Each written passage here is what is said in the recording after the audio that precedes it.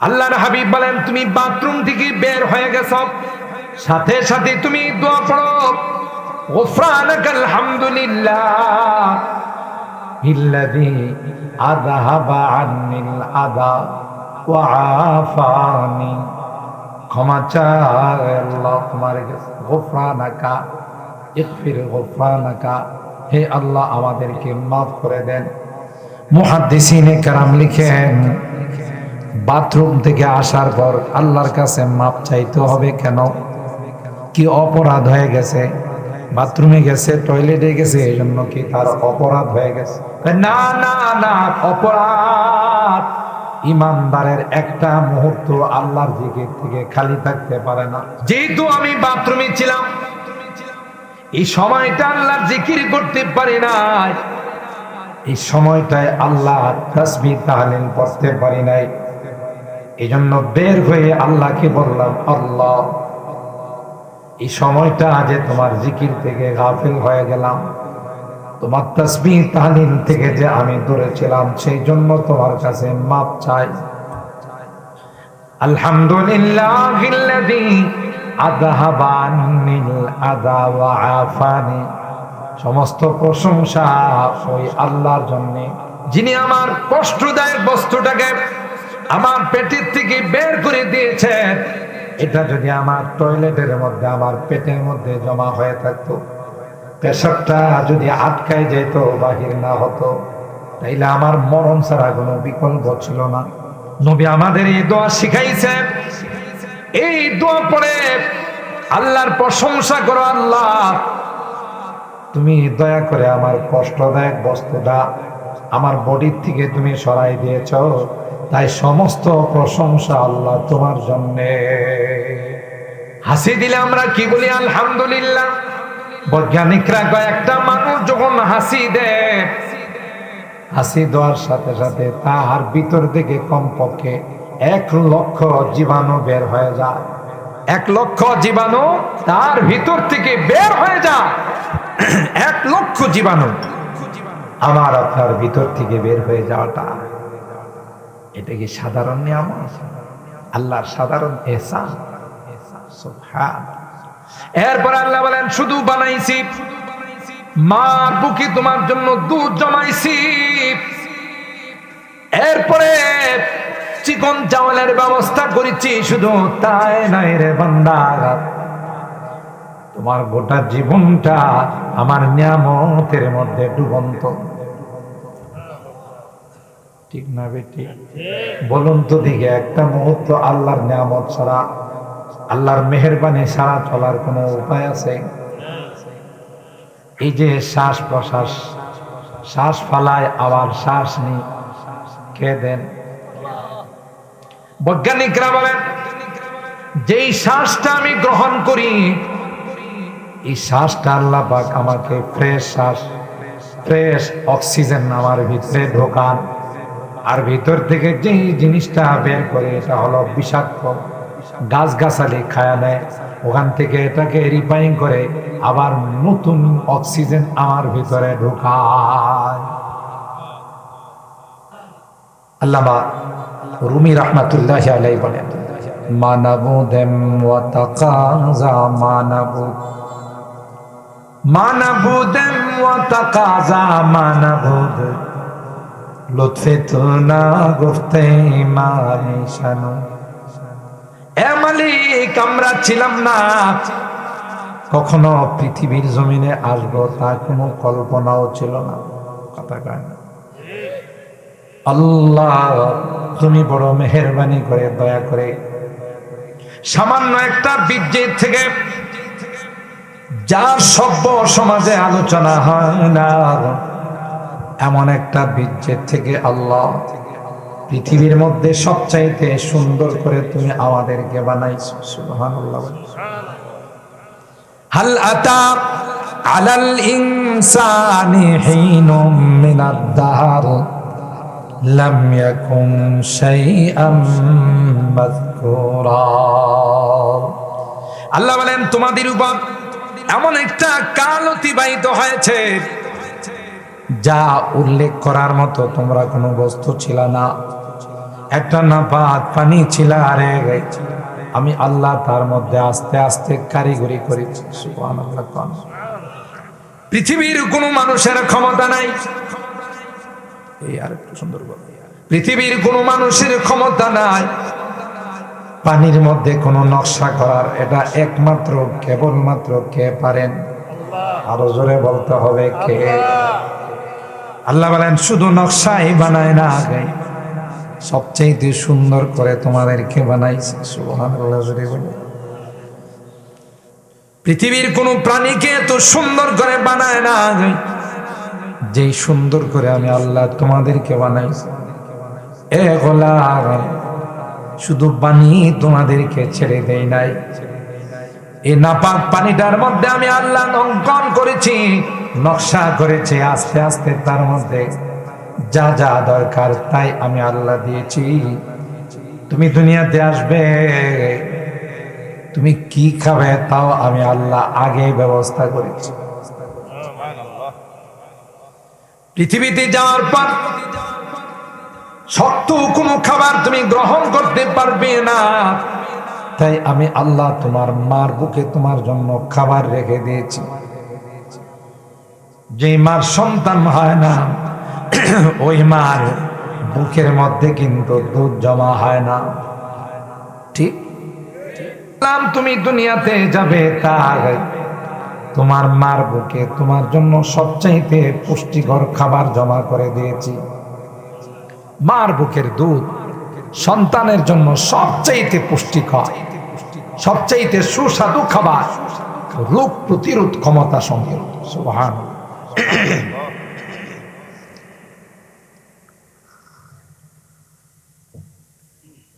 পৃথিবীর সকল ডাক্তাররা একমত যে এর চাইতে পুষ্টিকর, এর চাইতে ভিটামিন যুক্ত খাবার পৃথিবীর মধ্যে আর কেউ আজ পর্যন্ত আবিষ্কার করতে পারে না।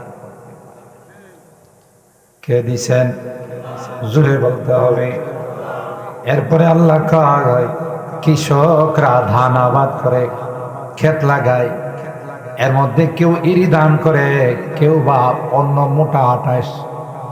কিন্তু তোমার জন্য আমি আল্লাহ মাঝে মধ্যে কিছু পোলাওয়ের চাউলের ব্যবস্থা করছি, খাসার চাউলের ব্যবস্থা করছেন কে? ছোট্ট করে চিকন করে আমি আল্লাহ তোমার জন্য কিছু চাউল বানাইলাম। তুমি যখন দুধ খাওয়ার বন্ধ করলে, এরপরে তোমাকে খিচুড়ি খাওয়াইতে হবে, মোটা চাউল হলে তুমি খাইতে পারবে না। আমি আল্লাহ চিকন চাউলের ব্যবস্থা করে তোমার সেই ব্যবস্থা করে দিলাম। কে করছেন? আল্লাহ। এরপরে আল্লাহ বলেন, এ গোলাম,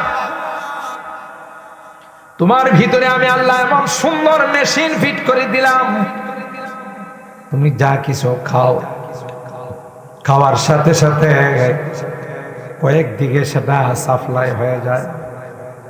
তোমার খাবারটা, কিছু খাবার তোমার ব্লাডের মধ্যে চলে যায়, তোমার রক্তের মধ্যে চলে যায়, কিছু খাবার তোমার গোশতের মধ্যে যায়, কিছু আবার তোমার বডি জয়েন্টের মধ্যে ক্যালসিয়াম হিসাবে চলে যায়। সুবহানাল্লাহ। আবার কিছু খাবারের কিছু অংশ তোমার পেশাবখানায় যায়, কিছু তোমার পায়খানায় যায়। আল্লাহ বলেন, প্রত্যেকটাকে আমি আল্লাহ মেশিনের মাধ্যমে প্রত্যেকের জায়গায় পৌঁছাই দিই। একটা দিন যদি তোমার পেশাব আটকে যায়, একটা দিন যদি তোমার পায়খানা বন্ধ হয়ে যায়, তাহলে তোমার পৃথিবীটা তোমার কাছে অন্ধকার হয়ে যাবে। ঠিক না বেঠিক? কে করেন? ঠিক মতো এগুলো সাপ্লাই দেন কে?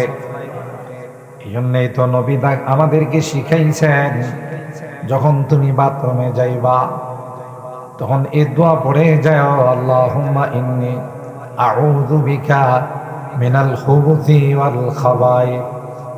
বাথরুমে গেলে আল্লাহ, আমার লজ্জাস্থান খোলা থাকবে, ইবলিস এসে আমার সঙ্গে ধোঁকা দিতে পারে, ইবলিস এসে আমার লজ্জাস্থান নিয়ে খেলাধুলা করতে পারে। আল্লাহ, তাই ইবলীসের হাত থেকে তোমার কাছে পানা চাই।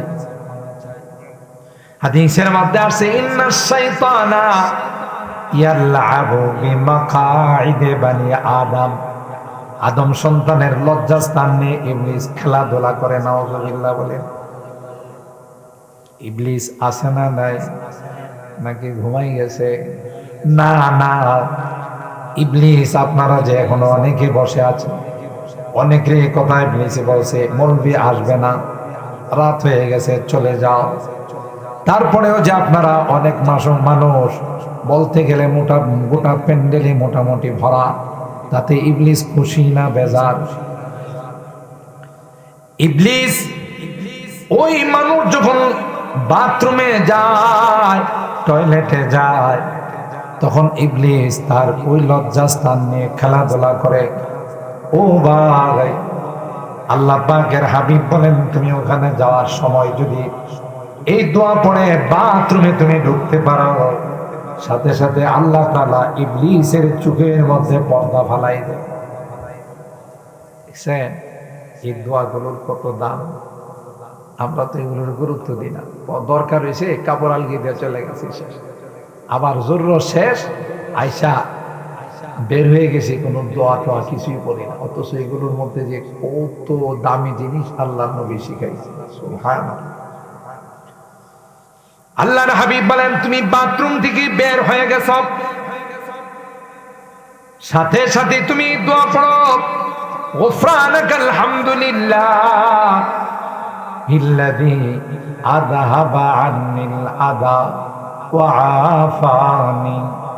ক্ষমা চাই আল্লাহ তোমার কাছে, গুফরানাকা ইগফির গুফরানাকা, হে আল্লাহ আমাদেরকে মাফ করে দেন। মুহাদ্দিসিনে কেরাম লিখেন বাথরুম থেকে আসার পর আল্লাহর কাছে মাপ চাইতে হবে কেন? কি অপরাধ হয়ে গেছে? বাথরুমে গেছে, টয়লেটে গেছে, এই জন্য কি তার অপরাধ হয়ে গেছে? না না না, অপরাধ ইমানদারের একটা মুহূর্ত আল্লাহর জিকির থেকে খালি থাকতে পারে না। যেহেতু আমি বাথরুমে ছিলাম, এই সময়টা আল্লাহর জিকির করতে পারি নাই, এই সময়টায় আল্লাহ তাসবিহ তাহলিল পড়তে পারি নাই, এই জন্য বের হয়ে আল্লাহকে বললাম আল্লাহ এই সময়টা যে তোমার জিকির থেকে গাফিল হয়ে গেলাম, তোমার তাসবিহ তাহলিল থেকে যে আমি দূরে ছিলাম, সেই জন্য তোমার কাছে মাপ চাই। আলহামদুলিল্লাহিল্লাযী আযহাবা আন্নিল আযা ওয়া আফানি। সমস্ত প্রশংসা ওই আল্লাহর জন্য, যিনি আমার কষ্টদায়ক বস্তুটাকে আমার পেটের থেকে বের করে দিয়েছেন। এটা যদি আমার টয়লেটের মধ্যে, আমার পেটের মধ্যে জমা হয়ে থাকতো, পেশাবটা যদি আটকায় যেত, বাহির না হতো, তাইলে আমার মরণ ছাড়া কোনো বিকল্প ছিল না।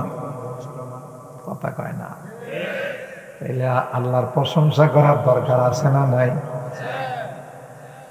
নবী আমাদের এই দোয়া শিখাইছে, এই দোয়া পড়ে আল্লাহর প্রশংসা করো। আল্লাহ তুমি দয়া করে আমার কষ্টদায়ক বস্তুটা আমার বডির থেকে তুমি সরাই দিয়েছ, তাই সমস্ত প্রশংসা আল্লাহ তোমার জন্যে। সুবহানাল্লাহ, সুবহানাল্লাহ। কার জন্যে? আল্লাহর জন্য। হাসি দিলে আমরা কি বলি? আলহামদুলিল্লাহ বলি না? কি হয়েছে? হাসির সাথে আলহামদুলিল্লাহর কি সম্পর্ক? বৈজ্ঞানিকরা কয় একটা মানুষ যখন হাসি দেয়, হাসি দেওয়ার সাথে সাথে তার ভিতর থেকে কমপক্ষে 1,00,000 জীবাণু বের হয়ে যায়। দেখছে? 1,00,000 জীবাণু তার ভিতর থেকে বের হয়ে যায়।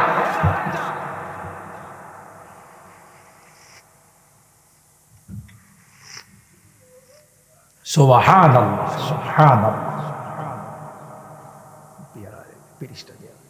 1,00,000 জীবাণু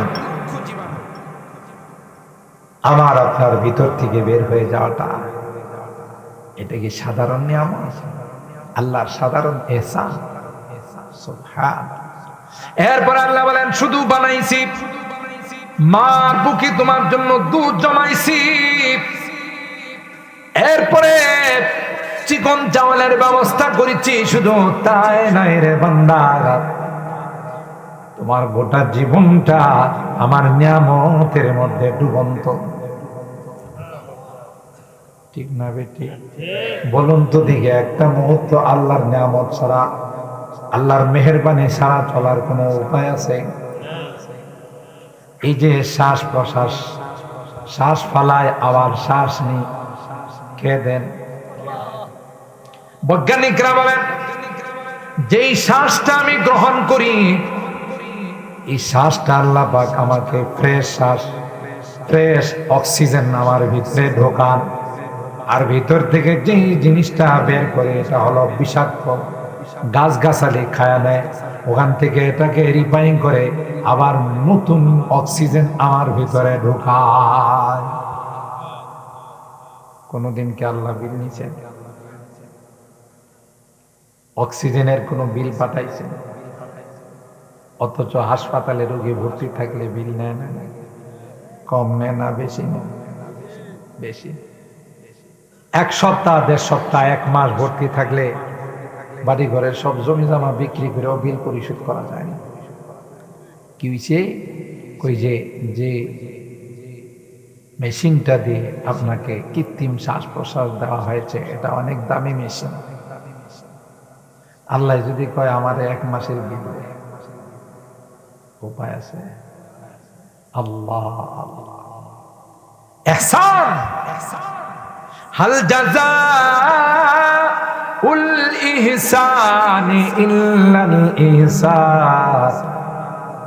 আল্লাহ বলেন ইহসানের বদলা ইহসান দিয়ে দিতে হবে।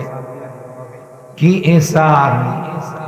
আল্লাহ বলেন গোলাম, মুয়াজ্জিন সাহেব যখন আমার পক্ষ থেকে তোমাকে আহ্বান করবে, তুমি যখন সিজদায় পড়ে যাও, তখন আমার এই ইহসানের শুকরিয়া গুলো আদায় হয়ে যায়। কথা বলেন ঠিক না বেঠিক? এ গোলাম, মুয়াজ্জিন সাহেব যখন আমার পক্ষ থেকে তোমাকে ডাক দিবে, তার ডাকে সাড়া দিয়ে যদি তুমি আমার ঘরে চলে আসো, আমার কুদরতি পায়ে সিজদায় পড়ে তুমি যদি আমার তাসবিহ তাহলিল পড়ো আর বলো আল্লাহ তোমার জাত বড় পবিত্র, তুমি বড় মহান, তাইলে আমি আল্লাহ তোমার সব নিয়ামতের শুকরিয়া হিসাবে কবুল করিনি। মান লাম ইয়াশকুরিল্লাহ লাম ইয়াশকুরিল্লাহ। যারা মানুষের শুকর গুজার করতে পারে না, এরা আল্লাহরও শুকরিয়া আদায় করতে পারে। আপনাকে কেউ যদি সামান্যতম উপকার করে, তাহলে আপনার উচিত জীবন এটাকে স্মরণ রাখা। ঠিক বললাম? নিমক হারাম না, শুকরকে আল্লাহ পছন্দ করেন। কথা কয়। বুখারী শরীফের হাদিসের মধ্যে আসে, একজন বেশ্যা নারী সারাটা জীবন পতিতালয়ে জীবনটা কাটাইছে। গরমের মৌসুমে রাস্তা দিয়ে যাচ্ছে, কুকুরটা পানির পিপাসায় কুয়ার পারে জিহ্বা বাইর করে হাঁপাইতেছে। ওই বেশ্যা নারীর দয়া হয়ে গেছে, মায়া হয়ে গেছে। চামড়ার মোজাটা খুলে ওড়না দিয়ে রশি বানাইয়া মোজাটা কূপের মধ্যে ফালাইয়া ওখান থেকে কিছু পানি উঠাইয়া কুকুরের জিহ্বার মধ্যে, কুকুরের মুখের মধ্যে যখন দিল, আল্লাহর কসম রে, আসমানের মালিকের দয়ার সাগরে ঢেউ খেলতে শুরু করে। আর আস্তে সুবহানাল্লাহ করে। একই চশমে জাদান গাফেলা যা শাহে নবাসি, একই চশমে জাদান গাফেলা যা শাহে নবাসি, शायद कि उनगा कुनादा गाहे नबाशी, शायद कि उनगा कुनादा गाहे नबाशी। कभी डाक दिया बोले ए गुलाम, কখন যে মালিকের দয়া তোমার উপর চলে আসবে, কোন সময় যে মালিক তোমার উপর ইহসানের দৃষ্টি করবে। এই জন্য কোন ছোট্ট আমলকেও ছোট্ট করে দেখার অবকাশ নাই। আল্লাহ পাক কোন আমল কবুল করে তোমার জীবনের গুনাহ মাফ করে দিবেন। সুবহানাল্লাহ। আসমানের মালিক বেশ্যা নারীকে ডাক দিয়া কয়, এ বান্দি, তুমি আমার মাখলুক সৃষ্টি কুকুরের উপর দয়া করলা, দিলাম। আরেকজন মুসলমান রাস্তা দিয়ে যাচ্ছে, দেখে রাস্তার মধ্যে কাটা পড়ে আছে, পাথর পড়ে আছে, কলার খোসা পড়ে আছে। চিন্তা করলো এই রাস্তা দিয়ে যদি কোনো সাইকেলওয়ালা যায়, কোনো মোটর সাইকেল যদি যায়, অথবা এমনি কোনো মানুষ যদি খালি পায়ে হাইটা যায়, কাটা ফুটবে, পাথর লাইগা ব্যথা পাবে, কলার খোসায় পড়ে স্লিপ করে হয়ে গেছে। এই কথা মনে করে পাথরটা সরাই দিছে। আসমানের মালিকের রহমতের দয়া, রহমতের দৃষ্টি তার প্রতি পড়ে গেছে। আল্লাহ ডাক দেয়া কই, গোলাম রে, মানুষের উপর তুমি দয়া করলা, আমি আল্লাহ তোমার উপর দয়া করে দিলাম। বুখারী মুসলিম দুই কিতাবে আরেকটা ঘটনা আছে, বলবো না, আপনাদের কষ্ট হইতেছে। 12:30 পর্যন্ত যদি হয় কষ্ট হবে না তো? আল্লাহ কবুল করে। দোয়া না করে কে কে যাবেন একটু হাত তুলেন। দুই একজন হাত তুলছে, মাশাআল্লাহ। দোয়া করে কে কে যাবেন একটু হাত তুলেন। লিল্লাহি তাকবীর। আমার ব্যাটারি ডাউন মনে হইতেছে, আপনারা বইসা দিছেন। লিল্লাহি তাকবীর।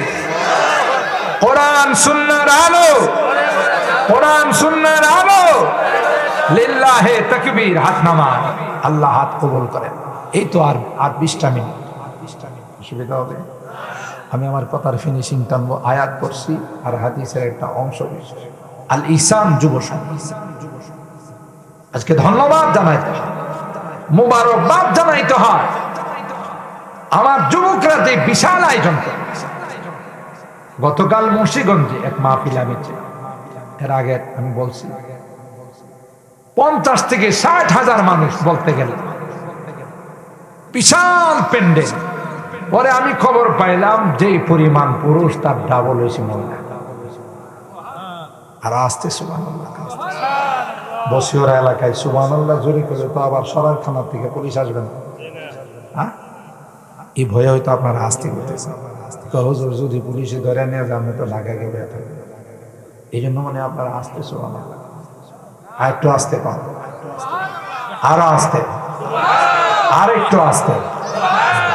আমরা যত উল্টা করি এরা বাউ। আল্লাহ আমাদের কবুল করেন, আমিন। আল্লাহ আমাদের মা বোনদেরকে কবুল করেন, আমিন। ঘটনা, একজন ব্যক্তি ব্যবসা করে, যারা ব্যবসা বাণিজ্য করে কত যে বাকি দেওয়া লাগে, কত টাকা যে মাইর যায়, কথা কয়। এটা কিন্তু ব্যবসার একটা মারাত্মক নেগেটিভ সাইড। অনেক টাকা পয়সা মাইর যায়, অনেক টাকা বলে যায় আগামী মাসের 5 তারিখে দিয়ে দেবে। কত 5 তারিখ যে যা খবর থাকে। আবার যদি আপনি একটু বেশি কিছু করেন, বেটা আমি কি দেশ ছেড়ে চলে দিতেছি নাকি, কথা কয়। আর একটু যদি পাওয়ার থাকে তাহলে তো হাত রায় করে একবারে থাপড়ায় 32টা দাঁতের পরে আরো 2টা দাঁত বেশি হবে, কয় না? মানে হইলো মাতবর, এলো মাস্তান। কি বেটা বেহায়া কোথাকার, আরেক বেটার কাছ থেকে তুই ঋণ নিয়ে কাজ আবার 32 দাঁতের পরে বলে আরো 2টা দাঁত বেশি ভালো, কথা কয় না? না, ওই লোকটা বলে আমি ব্যবসা করতাম, যখন কেউ আমার কাছে আইসা অসহায় মানুষ বলতো ভাই দেওয়ার মতো টাকা নাই রে, তুমি কি করবা, আমার কিছু করার নাই, হয় আমাকে তোমার ঘরে বান্দি রাখো, গোলাম রাখো, না হয় আমাকে মাফ করে দাও। ব্যবসায়ী কয় মায়া লাগতো আমি ক্ষমা করে দিতাম। সুবহানাল্লাহ। কেউ যদি বারবার এসে আমার কাছে ঋণের সময়টা পরিবর্তন করতে, তাও আমি সুযোগ দিতাম, ঠিক আছে ভাই, এই মাসে পারো নাই আগামী মাসে দিও, আগামী মাসে পারে নাই এরপরের মাসে দিও। কিতাবের মধ্যে আসে মৃত্যুর সময় ওই বেটা তার সন্তানদেরকে ওসিয়ত করে গেছে,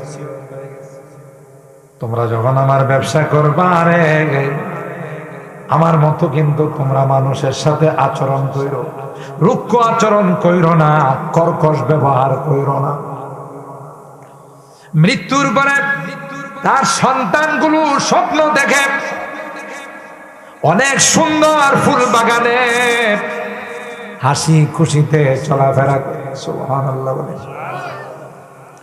জিজ্ঞাসা করে, আব্বা জান আপনি কেমন আছেন, পরপারে আপনার জীবনটা কেমন যাইতেছে?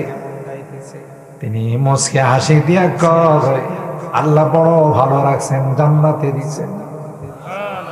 আল্লাহ আমাকে ডাক দিয়া কয়, এ গোলাম আয় আয়, তুমি আমার বান্দাদের ঋণ মাফ করে দিছো, সময় চাইলে সময় দিছ, আমি কি তোমার চাইতে বেশি শক্তিশালী নয়?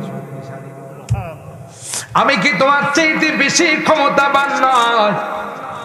যা যা, তুমি যেহেতু আমার বান্দাদের উপরে এহসান করছো, দয়া করছো, আমি আল্লাহ তোমার উপর দয়া করে তোমার জীবনের গুনাহগুলো মাফ করে দিলাম। দেখছেন এহসানের কি প্রতিদান। কিন্তু মুশকিল হয়েছে কি জানেন, মানুষ নিমক খারাপ, কথা কয় না। আপনি যার যত বেশি উপকার করবেন হে তত বেশি আপনার ক্ষতি করার চেষ্টা করবেন। আরবিতে একটা কথা আছে, ইত্তাকি শাররা মান আহসানতা ইলাইহি, তুমি যার উপরে দয়া করবা তার ক্ষতির থেকে বাঁচার জন্য তুমি রেডি থেকো। হযরত কারি তৈয়ব সাহেব রাহমাতুল্লাহ, আপনাদের কষ্ট বেশি দিয়ে বলাইতেছি, কারি তৈয়ব সাহেব রাহমাতুল্লাহ আলাইহি দারুল উলুম দেওবন্দের যিনি প্রিন্সিপাল ছিলেন, হযরত হুসাইন আহমদ মাদানী খোদা উস্তাদ, মজলিসে শুরা ওনাকে প্রিন্সিপাল বানাইছেন, তিনি হুসাইন আহমদ মাদানীর ছাত্র।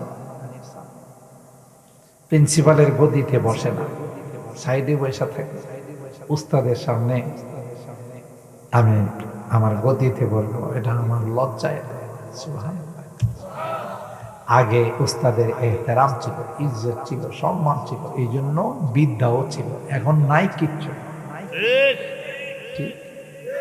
আমরা তো আলহামদুলিল্লাহ আলহামদুলিল্লাহ এখনো আমাদের উস্তাদ, হিফজখানার উস্তাদ, মক্তবের উস্তাদদেরকে দেখলে, এই যে এত দামি গাড়ি নিয়ে চলে, যদি দেখে উস্তাদ সামনে গাড়ির থেকে নাইমা জিজ্ঞাসা করি কই যাবেন, যদি সামনে যাব চলেন, আমি সামনে, আমরা সামনের সিটে বসেন, আমি পিছনে বসি। এলেম কালাম তো কিচ্ছু নাই, পুঁজিপাট্টা চালান বলতে কিছু নাই, কিছু আছে সেটা হলো উস্তাদের দোয়া। এই দোয়া নিয়ে চলি, আর কিচ্ছু নেই। গোটা দেশে এই যে রমজানের আগের দিন করবেন, এমন কোনো দিন নাই যে 2টা 3টা 4টা প্রোগ্রাম। গতকালও 3টা ছিল প্রোগ্রাম, একটা ঢাকা চকবাজার শাহী মসজিদে, ওখান থেকে করে গেছি মুন্সিগঞ্জ, আর একটা ছিল দোহার। আজকে আছি, কালকেও আছি, এভাবে এরপরের দিন যাব সিলেট। 3 দিন একসাথে 4টা করে প্রোগ্রাম আছে। আমার কিন্তু ব্যক্তিগত কোনো চালান নাই। চালান কি? মুরব্বীদের দোয়া। যেখানে লেখাপড়া করছে সব মুরব্বীরা দোয়া করছে, বেয়াদবি কোনোদিন করি নাই। এই জন্য ওস্তাদরা দোয়া করছেন। ওস্তাদদের দোয়া, মা বাবার দোয়া অনেক বড় সম্পদ, কথা কয় না, অনেক বড় সম্বল। আর দোয়া ও সালাহুল মুমিন, দোয়া হলো মুমিনদের সবচাইতে বড় হাতিয়ার, কথা কয় না। দোয়া দেয়া এমন কিছু করা যায়, অস্ত্র দিয়া যা পারা, ঠিক। আফগানওয়ালারা 20-এর 2টা পরাশক্তির যে পরাজিত করছে, কি দিয়া গন্ত মানে আপনারা ঘুমাই গেছেন, আমার লাগায় ঘুমাইছেন না তো? আবার না পরে এসে দিকে রাগ করছেন কোনটা? তাহলে একটু কথাগুলো দুইটার কোনোটাই মনে করবো না। আর যদি কথা টথা না কোন হয় মনে করবো আমার লাগায় ঘুমাইছেন, আর নয় রাগ করছে। আল্লাহ কবুল করেন, আমিন বলেন। দোয়া কত বড় হাতিয়ার। বিশ্বের মধ্যে সবচেয়ে দুর্বল রাষ্ট্র বাংলাদেশ, একমাত্র কেবলমাত্র শুধুমাত্র দোয়ার কারণে বাংলাদেশ থেকে বড় বড় বড় গজব আল্লাহ উঠায় না, ঠিক না? পৃথিবীতে বড় বড় ভূমিকম্প হয় না, আমার দেশে কি এরকমের ভূমিকম্প হয়েছে? কেন? দোয়া হয়। প্রত্যেকটা হিফজখানায়, প্রত্যেকটা মাদ্রাসায়, প্রত্যেকটা মসজিদে, প্রত্যেকটা খানকায় দেশ এবং জাতির জন্য দোয়া হয়। কথা কি ঠিক বললাম? সিডর আসে, নার্গিস আসে, আইলা আসে, মহাসেন আসে, আমপান আসে, জাম্পান আসে, কি বলেন? কত নামে যে আসে, আবার কোন সময় তো ফোনিক আসে, ঠিক না? এত কিছু আসে। আবহাওয়াবিদরা আমাদেরকে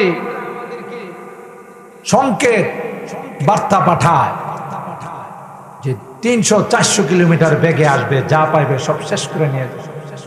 সব জায়গা থেকে যখন দোয়ার হাতিয়ার পাঠানো হয়, ওটি করে কি আমাদের দেশে না এসে মায়ানমারের দিকে যায়, ইন্ডিয়ার দিকে যায়।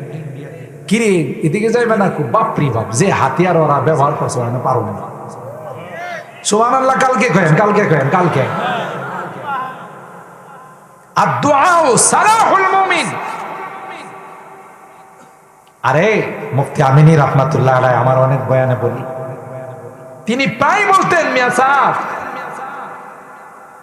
আলেমুল আমাদেরকে দুর্বল মনে করেন না। আপনি অস্ত্র দিয়ে যা পারবেন, আলেমুল হাত দিয়ে তার চেয়ে বেশি পারে। হযরত রশিদ আহমদ গঙ্গোহী রাহমাতুল্লাহি আলাইহি অস্ত্র মামলায়, সন্ত্রাস আইনে ইংরেজরা নিয়ে গেছে আদালতে ফাঁসির কাস্টে।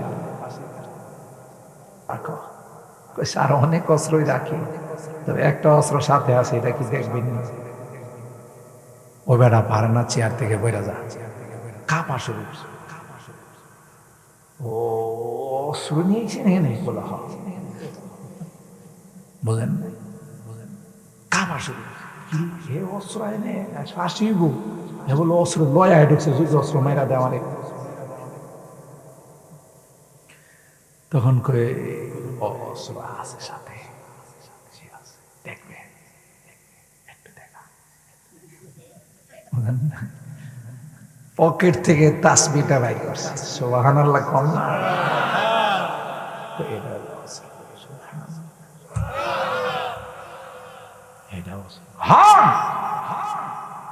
তোমরা হাজার অস্ত্র দিয়ে যা পারবে না, এটার একটা দানাতে টান দিলে অস্ত্রের মালিক আমাদের জবাব দেয়। तौहीद ने बख्शी है हमें हौसला मंदी, हम मिल्लत इस्लाम के जाबाज सिपाही। तौहीद ने बख्शी है हमें हौसला मंदी, हम मिल्लत इस्लाम के जाबाज सिपाही। हम खालिद दर्रार की अजमत का निशा है, हम कासिम महमूद की गैरत का निशा है। আমাদের তো সবচেয়ে বড় অস্ত্র, আমাদের সঙ্গে আল্লাহ আছে। সুবহানাল্লাহ। কে আছে? আল্লাহ আছে। আমাদের হাত তুললে আসমানের মালিক আল্লাহর আরশের মধ্যে যায় ধাক্কা লাগা। সুবহানাল্লাহ। আমি এক বয়ানে বলেছিলাম, আল্লাহ ওনাদের সাথে বেয়াদবি করেছে, দুনিয়া বরবাদ হবে, পরকাল। আপনারা হয়তো চিনেন ভাটপাড়া আব্দুল হাই মৌলভী, তার মাজার আছে জামিয়া ইউনুসিয়া। অনেক মেধাবী ছাত্র ছিল। কি কারণে জেনে একবার হযরতে ফখরে বাঙ্গাল রাহমাতুল্লাহ আলাইহির জামানায় বিচার হবে, দুইজনের মধ্যে সালিশ করবে, পরে ডাকছে, ওই আসে নাই। আমি কথাটা বড় হুজুর রহমতুল্লাহের কাছ থেকে সরাসরি শুনেছি, কোনো মানুষের শোনা কথা নাই। ফখরে বাঙ্গাল করতেছে, ওই কোথায়, ওই কোথায়, আসতেছে, নামটা দেন, নামটা দেন। সাথে সাথে দপ্তরি ফখরে বাঙ্গাল তো রাগিলা মানুষ, ঠিক না? আর ছোটখাটো আলেম ছিল, ফখরে বাঙ্গাল কি ছিল? ফখরে বাঙ্গাল। কত বড় মাপের ইলমের জাহাজ। ছাত্র জীবন থেকেই তার বুজুর্গি আর কেরামতি প্রকাশ পেয়েছে। তিনি বলছেন যে খাতাটা তো, ওর নামটা কোথায়? লাল কলম। লাল কলম দিয়ে তিনি নাম বরাবর টান দিছে, টান দিয়া বলছে খাতা থেকে তার নাম কাটা হলো, আল্লাহর আরশ থেকেও তার নাম কাটা হয়। আল্লাহু আকবার বলেন, আল্লাহু আকবার। কত পাওয়ারফুল দেখেন। জামিয়া ইউনুসিয়া থেকে, দপ্তর থেকে তার নাম লাল কালি দিয়া কাটছে, আর এই কাটাটা সুজা আল্লাহর আরশে চলে গেছে। তাই হল বেঈমান ভাই, মুশরিক হয়ে মারা গেছে, এখনো তার কবরে মানুষ সিজদা দিয়া বেঈমান। হাই মাওলানা, কথা বলেন ঠিক কিনা? আল্লাহওয়ালাদের কলমের মধ্যে পাওয়ার আছে না? জোরে বলেন। হযরত মুফতি আজম মুফতি নুরুল্লাহ রাহিমাহুল্লাহ, এরা তো মাদার জাদ ওলি ছিল। আমরা তো এই সম্পদ গুলো হারাই ফেলেছি, নাই, ব্রাহ্মণবাড়িয়া শূন্য হয়ে গেছে। এখন যারা আছেন আমাদের মাতারটা আকাবের, আমরা তাদেরকে সম্মান করি, ইজ্জত করি, কিন্তু আর কোনদিন রাইসুল মুফাসসিরিন আমরা পাবো না, ফখরে বাঙ্গাল আমরা কোনদিন পাবো না, মুফতি আজম মুফতি নুরুল্লাহ আমরা পাবো না, আল্লামা মনিরুজ্জামান সিরাজি আর পাবো না। কথা বলেন ঠিক কিনা? এরা ছিলেন উলাইকা আবাই ফাজইনি বিমিসলিহিম কদ জামাআতনা ইয়া জারিরাল মুজাহিদিন। ব্রাহ্মণবাড়িয়া কি এমনি গোটা বাংলাদেশ চিনি?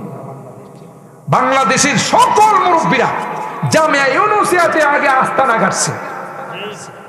বড় কাটার আর পীরজি হুজুর বলেন, শামসুল হক ফরিদপুরি বলেন, হযরত হাফিজ জি বলেন, সব ব্রাহ্মণবাড়িয়াতে আগে আস্তানা গাড়ছে।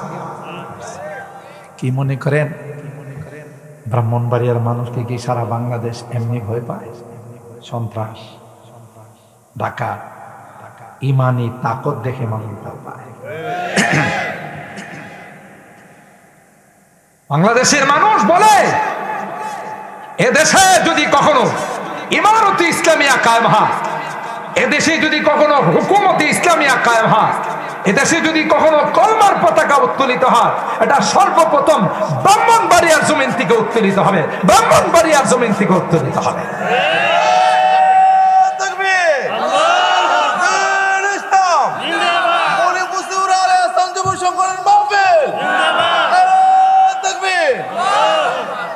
হযরত মুফতি আজম মুফতি নুরুল্লাহ রাহিমাহুল্লাহ একবার ট্রেনে আসতেছে, ট্রেনের ভিতরে ডাকাত ঢুকছে, সবার মালামাল নিতেছে। মুফতি সাহেবের কাছে আয়েশা বলে, দেন আপনার কি আছে দিয়া দেন। হুজুরের পকেট খুলে দিছে, কি আছে নিয়ে নাও। কয় না আপনি দেন। আমি তো দিবার জন্য আসি না, তোমরা নেওয়ার জন্য আসি। আমি যদি তোমাদের দিয়ে দিই তো পরকালে পাবো কি? আল্লাহ তো কব, তুই তো নিজেই দিছস। সুবহানাল্লাহ কম।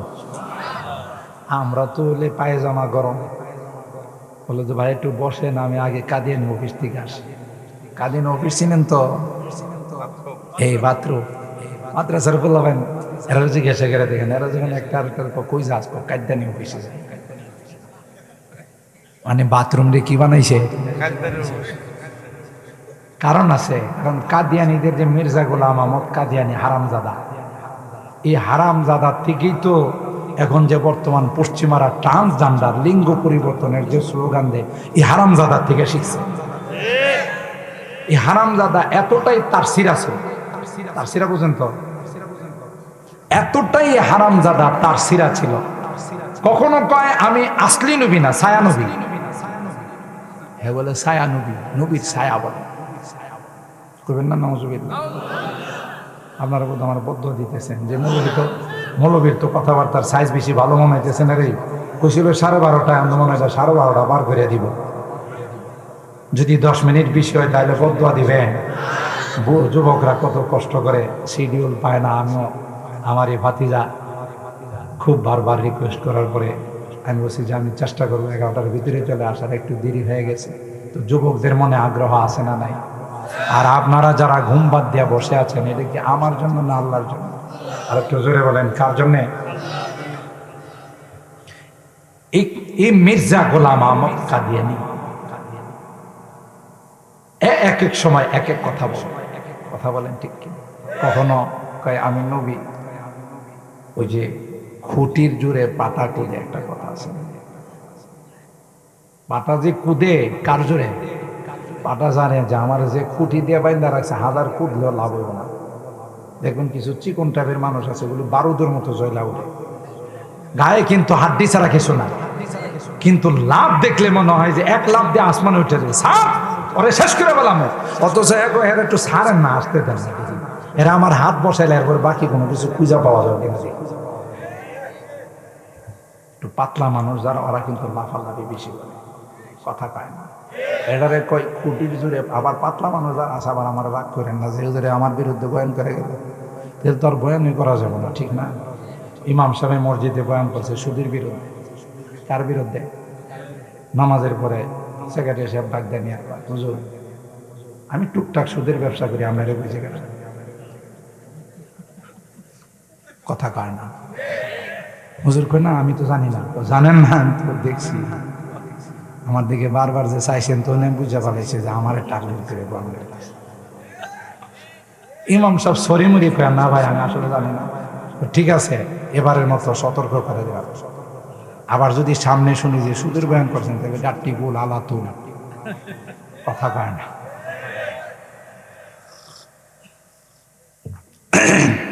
ইমাম সাহেব চিন্তা করলো যে না, এই বয়ান আর জীবনও করা যাবে না। যদি এই মসজিদে চাকরি করা লাগে তাহলে সুদের পরের জমাতে করে যে পর্দার আলোচনা করি, এটা তো আর কারো জড়াইতে পারবো না, কারণ তো সব পুরুষের তার এমন একটা পর্দা রয়েছে, নারীদের পর্দা রয়েছে। তো ভাই পর্দা ফরজ, কোরআনের কারিমের সূরা আযাবের 1 নম্বর আয়াত। পর্দা নিয়ে যখন বিশাল আলোচনা করছে, কেশিয়ার সাহেব ডাক দিয়েছে, হুজুর এদিকে আসেন, বেতনটা তো আমার থেকে নিতেই বলেন। না তা তো অবশ্যই, আমার বউ একটু সরকারি চাকরি করে, মাঝে মধ্যে একটু সরকারি চাকরির সুবাদে বেপর্দা হয়ে যাওয়া, এটা আপনার কইছে কেনা? কথা কয় না।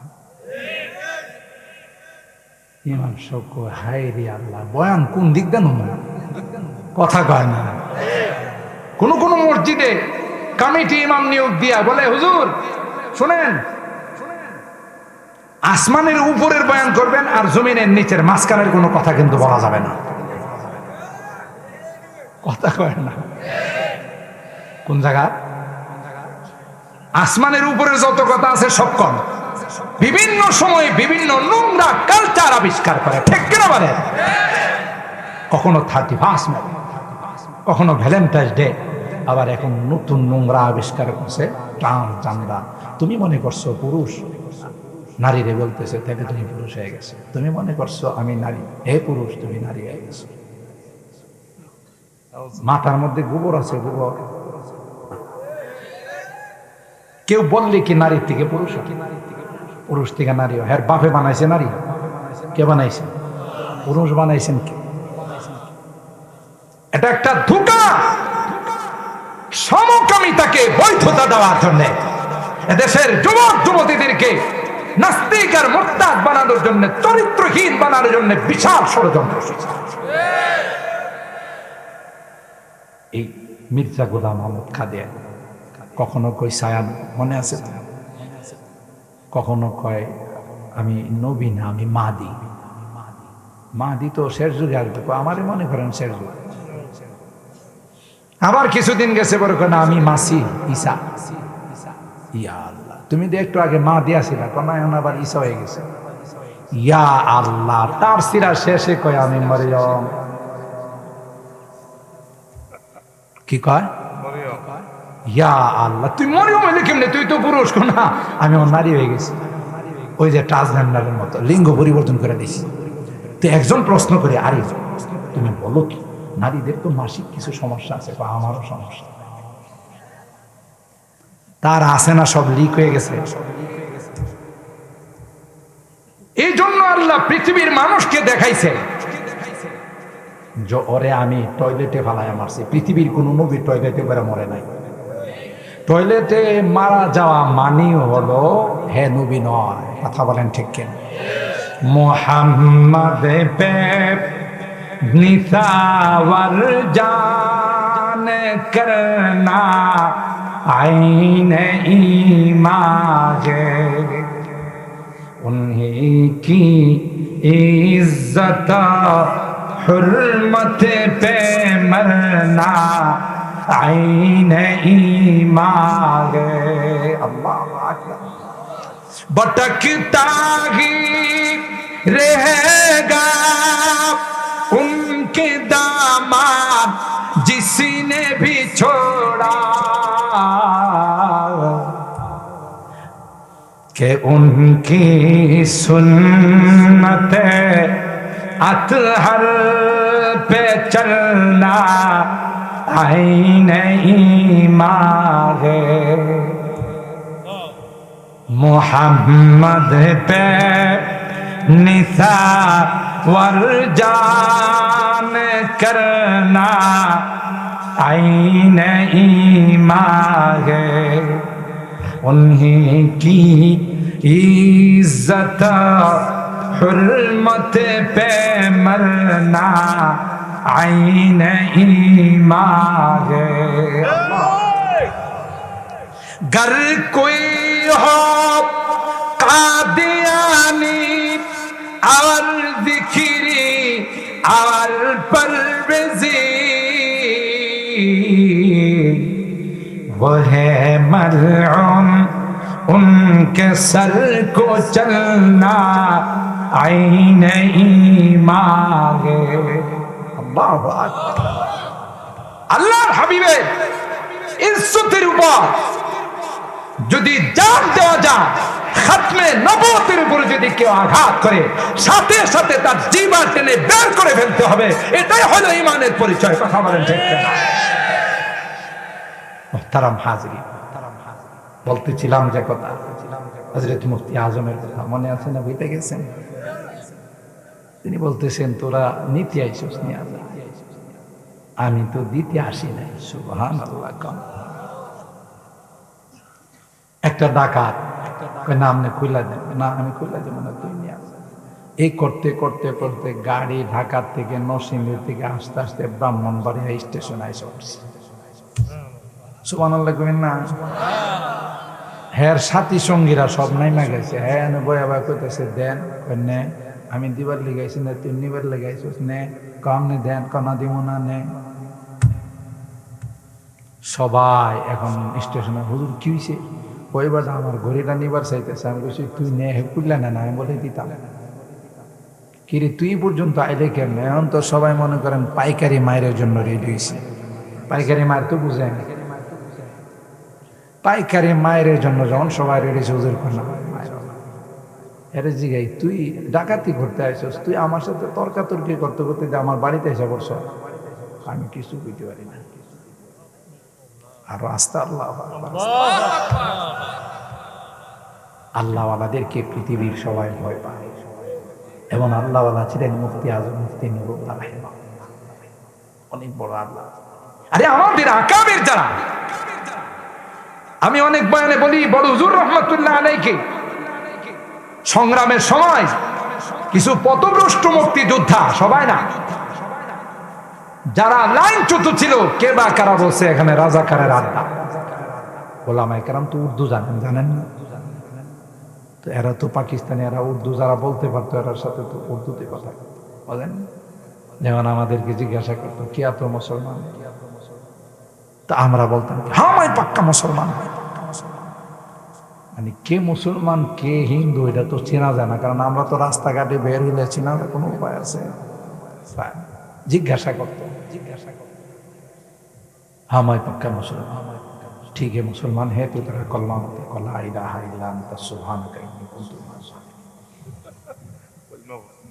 कलमा पढ़ছে তাই না बंगाली थोड़ा ही कलमा है ये तो मुसीबत की दुआ है तो क्या कर तो मार रहा है गोली कर रहे इसलिए कलमे के बदले मुसीबत की दुआ ही पढ़ दिया কথা কয় ঠিক না বে ঠিক তো এরা বড় হুজুর রাহমাতুল্লাহ আলাইহি দেবন্দের মায়া না ছাত্র ছিল 5-6 বছর ওখানে লেখাপড়া করছে উর্দুতে কথা বলতে পারেন এইজন্য ওনার বাসায় আসা যাওয়া কেবা কারা বসে এটা তো রাজাকারের নেতা ঠিক না এখনো তো আমাদের অনেকে রাজাকার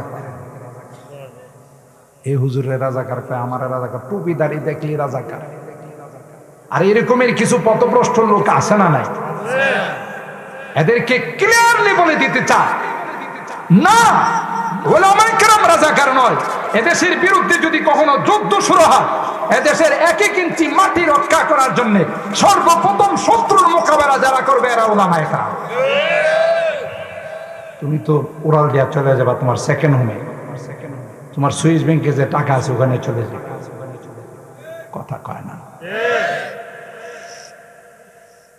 নির্বাচনের আগে অনেকে টিকিট কেটে রাখছিল কথা কয় না যদি আকাশ মেঘলা দেখা যায় আকাশ উড়াল দিব কথা কয় না কিন্তু আমরা এদেশে জন্মাইছি এদেশের মাটিতে বড় হয়েছি এদেশে আমাদের দাফন হুব্বুল ওয়াতন মিনাল ঈমান দেশপ্রেম এটা ঈমানের অঙ্গ আমরা তার বাস্তবায়ন করে দেখাই দিয়েছি যখন করোনা আসছিল কোন নেতাকে খুঁজে পাওয়া যায় না ওলামায়ে কেরাম অলিতে গলিতে মহল্লায় ঢুকে ঢুকে অ্যাডভার্টাইজ করেছিল কোন করোনা রোগী থাকলে আমরা অ্যাম্বুলেন্স নিয়ে আসছি তার সেবা দেওয়ার জন্য কেউ মারা গিয়ে থাকলে তার কাফন দাফনের ব্যবস্থা করার জন্য জনদরদি জাতির সেবক কারা এটা দুর্যোগ আসলে প্রমাণ হয়ে যায় যেখানেই কোনো দুর্যোগ আসে আপনি বন্যা বলেন টর্নেডো বলেন আরো যাই কিছু বলেন সবচাইতে বেশি মাঠে যারা কাজ করে ওলামায়ে কেরাম যুবকদেরকে সাথে নিয়ে ঠিক বললাম আল ইহসান যুব সংগঠন সহ এদেশের যত ইসলামিক সংগঠন আছে এ সকল ওলামায়ে কেরামদের নেতৃত্বে ওনারা যখন বলবে ওই এলাকা বন্যায় প্লাবিত হয়ে গেছে চলো আমরা যাব যুবকরা নিজেরা কালেকশন করে ওলামায়ে কেরামদেরকে নিয়ে ওখানে ত্রাণ বিতরণ করে কথা কি ঠিক বললাম আমাদের দেওবন্দের আকাবেররা ওলামায়ে কেরামরা যদি ইংরেজের বিরুদ্ধে স্বাধীনতার ডাক না দিতেন তাহলে আমরা স্বাধীন বাংলাদেশ পাইতাম দেওবন্দ মাদ্রাসা ভিত্তি স্থাপন করা হয়েছিল ইংরেজের বিরুদ্ধে স্বাধীনতা সংগ্রাম করার জন্য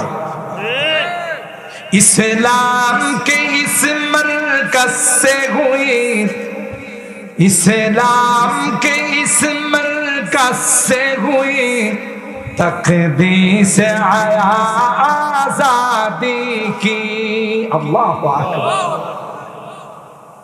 ইসলামের এই মার্কা ইয়া আল্লাহ আপনারও পয়সা রেছেন ওটা আমাদের করেন না কিছু এদিক দেখ 12:30 আরে 1:45 কাছাকাছি হয়ে গেছে 10 মিনিট সময় নিয়েছেন আমার 3 মিনিট আছে ইনশাআল্লাহ বলেন ইনশাআল্লাহ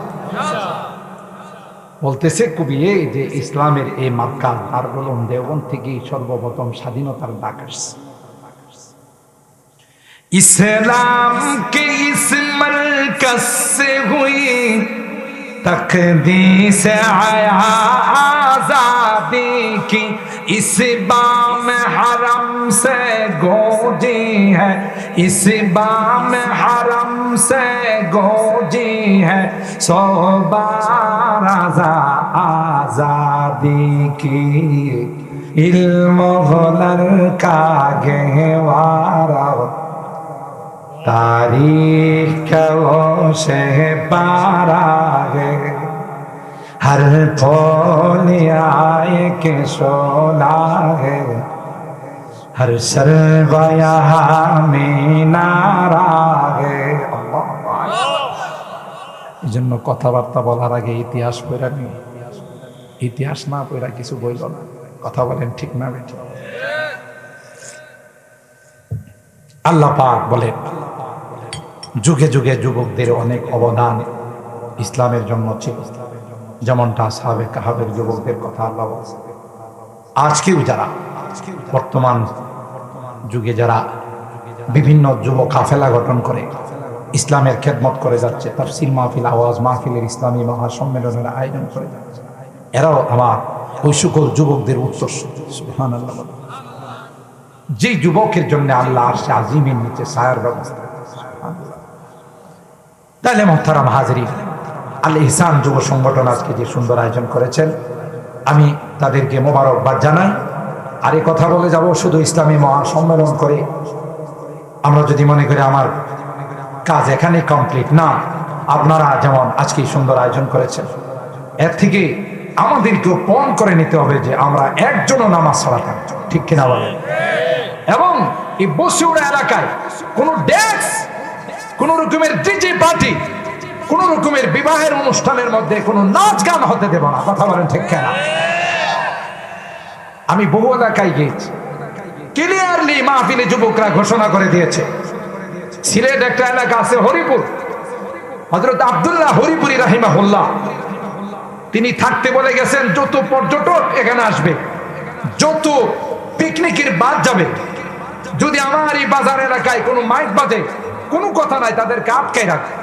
আল্লাহর কি কুদরতি কারিশমা, তিনি ওখানে শুয়ে আছেন। অনেক দূর থেকে যত রকমের বাজে বাতি যা, ওখানে যাওয়ার আগে অটো সিস্টেম মাইক বন্ধ হয়ে আছে। এবং গোটা বাজারে কোথাও একটা দোকানে আপনি টিভি পাবেন না। সুবহানাল্লাহ। আমি গত কিছুদিন আগে মাহফিল করতে গেলাম, বাংলাদেশের কেউ যদি মনে করে যে হাওড় বিলের পাখি খাবে, তাহলে হরিপুর বাজারে গিয়ে আপনি দেখবেন প্রত্যেকটা হোটেলেই পাখির গোশত আছে, বড় বড় পাখির গোশত ওখানে আপনি খাবেন। আমারও মাহফিলওয়ালারা কথা, চলেন আজকের খানাটা একটু ব্যতিক্রম হোক, হোটেলে গিয়ে একটু পাখির গোশত দিয়ে খাই। গিয়ে দেখি যে আল্লাহ, পাখির অভাব নয়, পালি হাঁস, এরপরে ঘুঘু পাখি সহ আরো অনেক। এরা হুজুরদেরকে এত এহতেরাম করে, বল কি বলাই না দিয়েছে, হুজুর খান খায় মরে থাকে। কথা বলেন ঠিক কিনা? মাশাআল্লাহ। এই এলাকায় এখনো পর্যন্ত আমরা কি বসিউরাবাসী পারবো না ইনশাআল্লাহ? যেই বিবাহের শুরুতে গায়ে হলুদ দিয়া সৃষ্টি হয়, আর গায়ে হলুদের নামে বেশারা কাজ হয়, বেহায়াপনা বেপরদার কাজ হয়, এই বিবাহতে কোনোদিন শান্তির আশা করা যায়, বরকতের আশা করা যায় পারবো না ইনশাআল্লাহ। হাত তোলেন, হাত তোলেন। আপনি দেখেন, মাইনা দেখেন, আল্লাহ এই সংসারের মধ্যে শান্তি দিবে। আর গান বাজনা, ডিজে পার্টি, বেসরা বেহায়া কাজ করে যেগুলো শুরু হয়, 2 দিন পরে সংসারের মধ্যে আগুন লাগে। আর সন্তান যেগুলো হয় সব আব্দুল কাদের জিলানী হয়।